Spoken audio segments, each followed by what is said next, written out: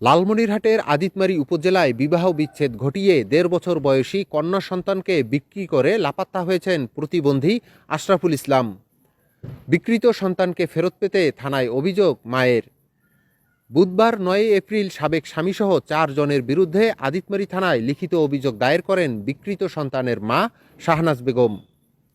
অভিযুক্ত আশরাফুল ইসলাম উপজেলার ভেলাবাড়ি ইউনিয়নের শালমারা গ্রামের আব্দুল আজিজের ছেলে। বাদী শাহনাজ তার সাবেক স্ত্রী এবং একই এলাকার মৃত রহিমউদ্দিনের মেয়ে। অভিযোগ ও স্থানীয়রা জানান, গত ৩ বছর পূর্বে শাহনাজ বেগমের সাথে বিয়ে হয় আশরাফুল ইসলামের।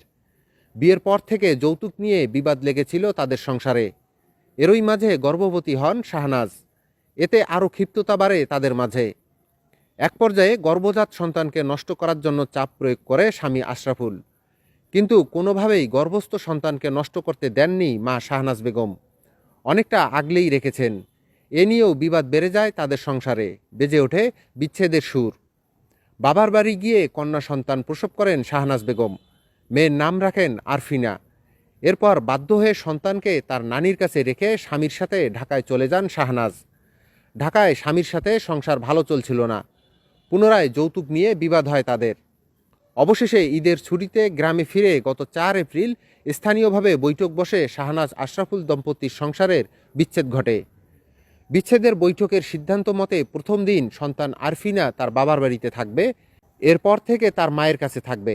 সিদ্ধান্ত মোতাবেক একদিনের জন্য ১.৫ বছরের সন্তানকে নিয়ে গিয়ে তাদের প্রতিবেশী মহিরুদ্দিনের ছেলে আশরাফুল আলমের কাছে বিক্রি করে লাপাত্তা হন আশরাফুল ইসলাম। নারী ছাড়া ধন বিক্রি হয়েছে শুনে স্থানীয় মাতব্বরদের দুয়ারে দুয়ারে নিষ্ফল ঘোরেন আরফিনার জন্মদাতা মা শাহনাজ বেগম।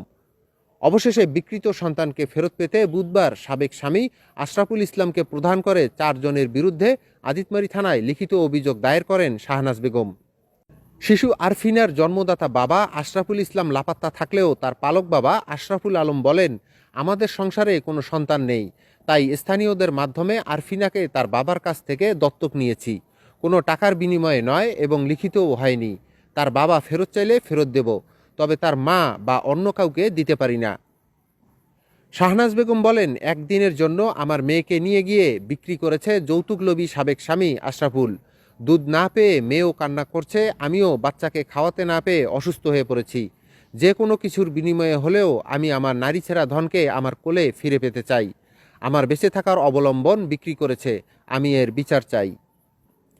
আদিতমারী থানার ভারপ্রাপ্ত কর্মকর্তা ওসি আলী আকবর বলেন, অভিযোগ পেয়েছি, তদন্ত করে আইনগত ব্যবস্থা নেওয়া হবে। লালমনি প্রতিদিন নিউজ ডেস্ক।